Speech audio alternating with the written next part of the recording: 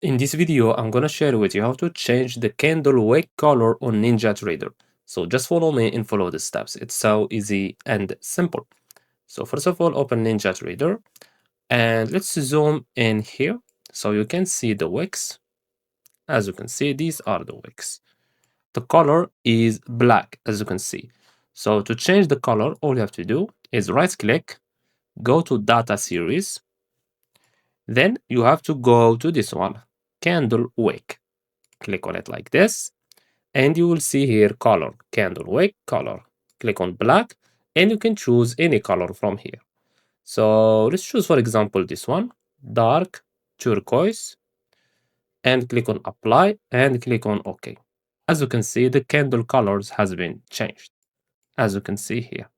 So let's change it, for example, to red, data series, candle wick, where it is, I want red.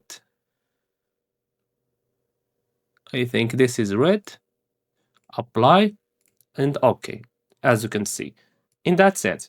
So I hope you found this video helpful. Don't forget to give us a like and subscribe. Thanks for watching and see you on the next one.